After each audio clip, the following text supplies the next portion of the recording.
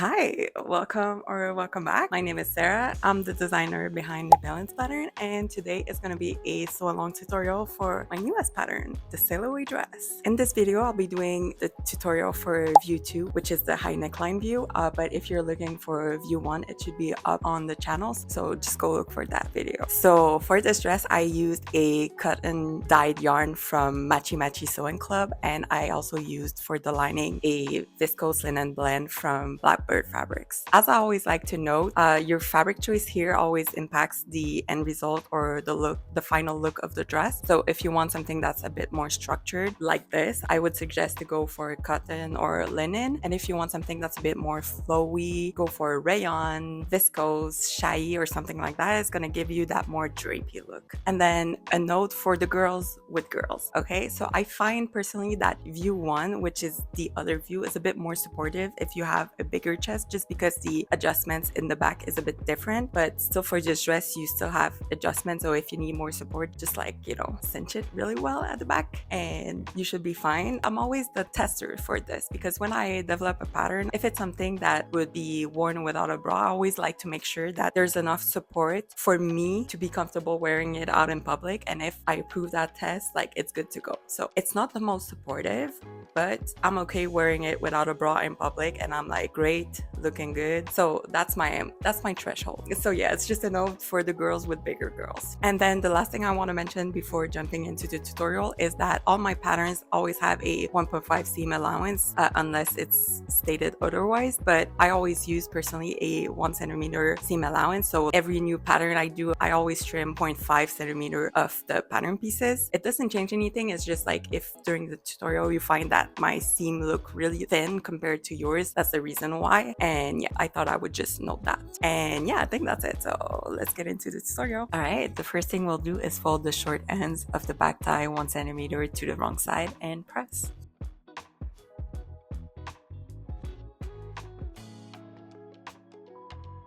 Next, fold the tie in half lengthwise and press.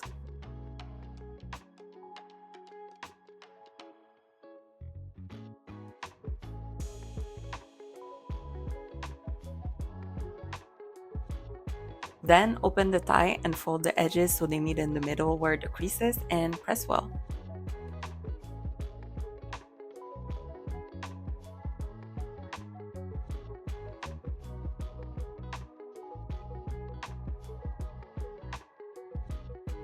When that's done, fold everything back up and press well so all the raw edges are hidden.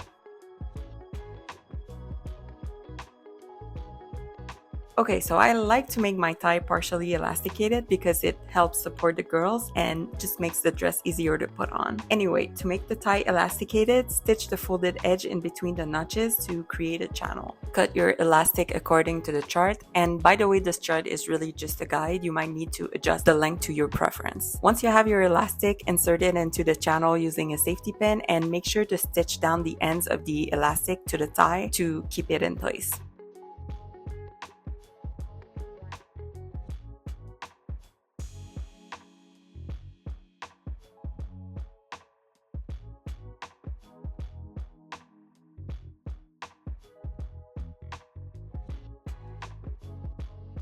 Stitch the rest of the tie edges to finish and then set it aside for now.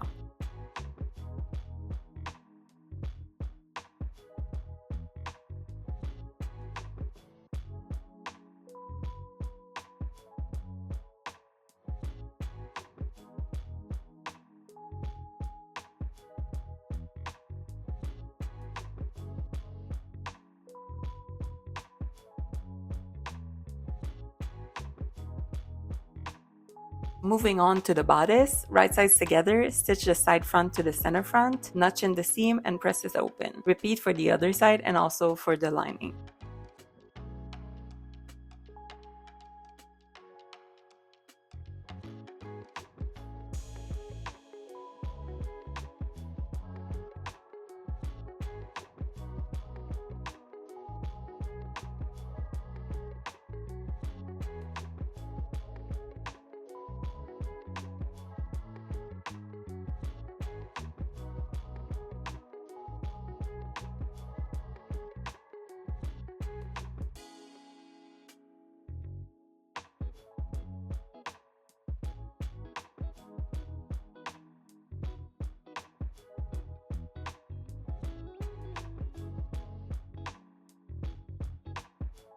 Right sides together, stitch the side back bodice to the center back bodice, notch in the seam and press it open. Repeat on the other side and also for the lining, but using the back lining piece this time.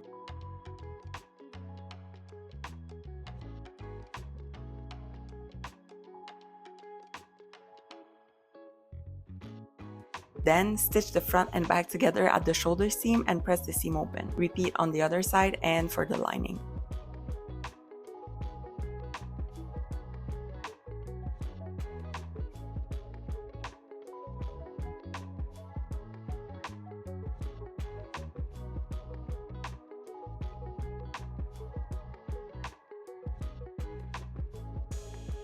Alright, now with the main and lining right sides together, stitch all around the neckline and also at the back opening. Note here that the lining piece is shorter at the center back, that's normal, and that's where you should stop sewing.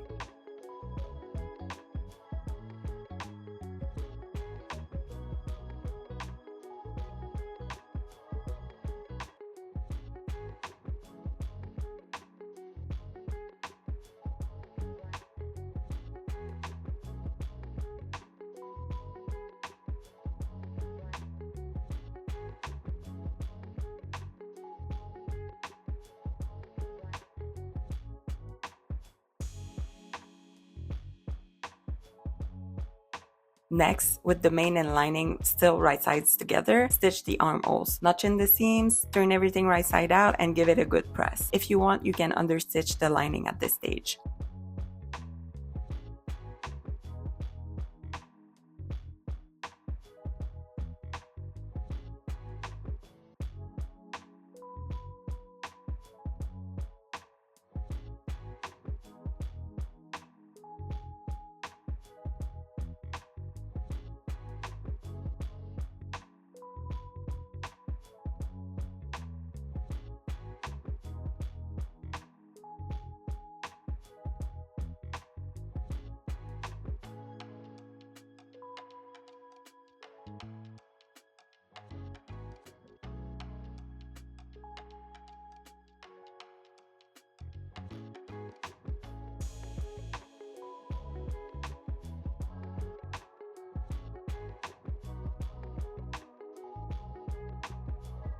Alright, the next step is to finish the center back and to create a channel for the back tie. So fold and press the edge 1 centimeter to the wrong side, then fold again, this time 1.5 centimeter to the wrong side and press. Next, stitch the folded edge down to create a channel and repeat on the other side.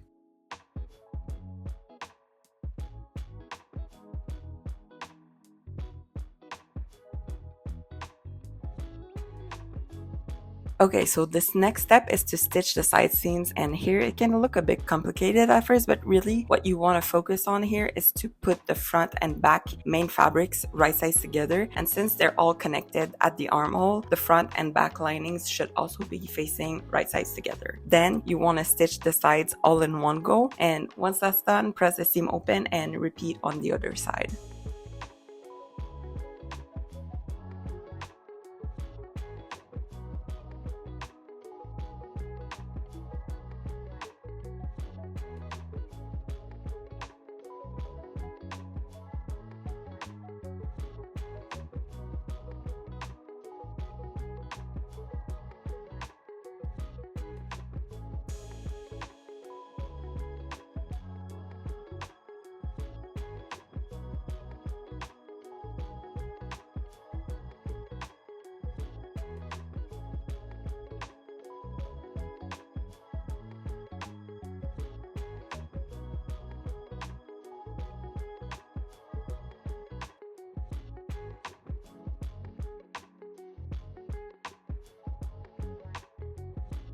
Lastly, for the bodice, I like to base stitch the main fabric and lining together at the bottom. It just makes it easier when it comes time to assemble the bodice to the skirt.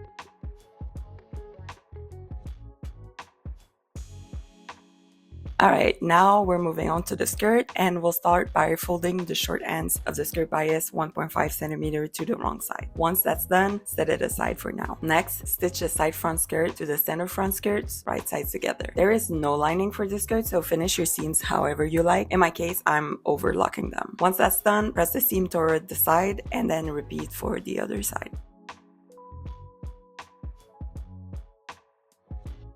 Right sides together, stitch the side back skirt to the center back skirt, finish the seam and press it towards the side. Repeat for the other side.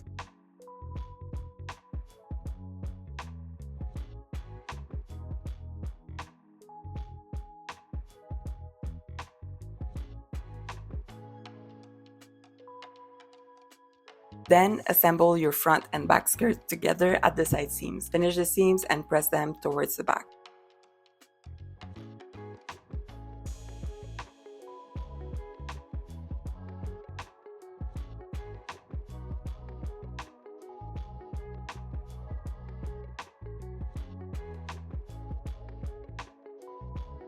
Alright, so I like to do my hem now, but you can always wait until the end to do this step. Anyway, fold and press the hem 6mm to the wrong side twice. Then stitch closely to the folded edge to finish.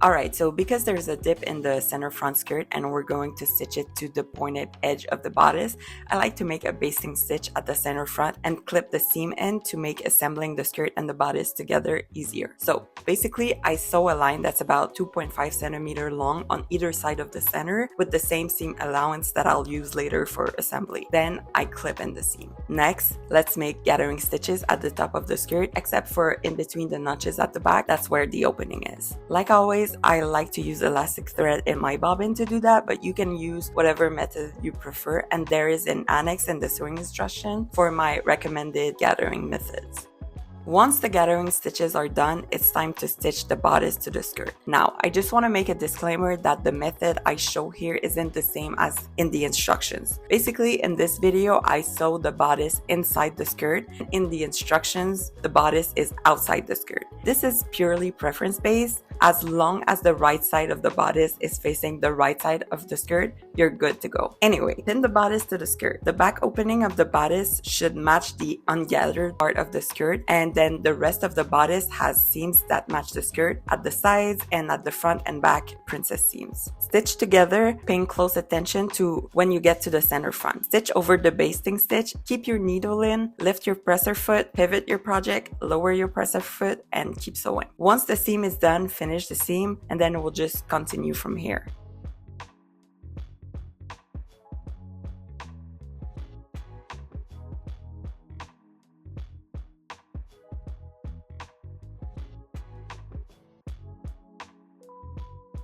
Now take your back bias and place it so it's right side together with the skirt, and the bodice is going to be sandwiched in between. Now note here that the bias should extend and overlap the edge of the bodice by 1.5 centimeter, and that's to relieve some of the tension caused by the elastic at the opening. Anyway, once that's all placed, stitch the bias to the skirt. Next, flip the bias so it's facing right side up, press well and top stitch it so it stays in place.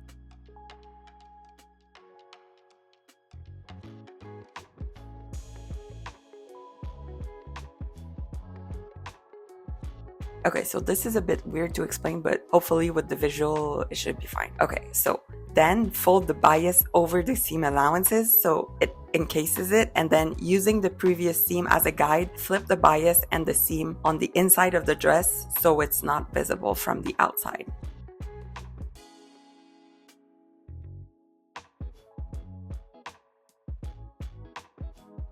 Once that's done, stitch the bias to the dress to create a channel. Make sure to leave the ends open so we can insert the elastic here.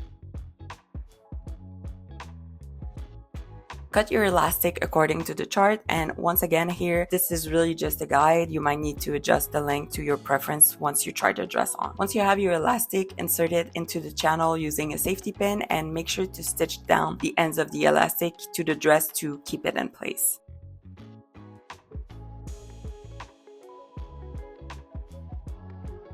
Finally, the last step in this tutorial is to insert the back tie into the channel using a safety pin.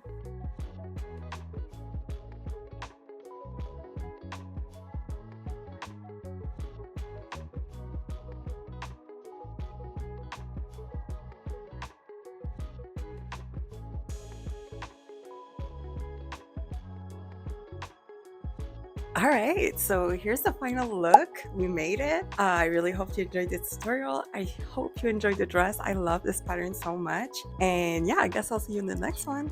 Okay, bye.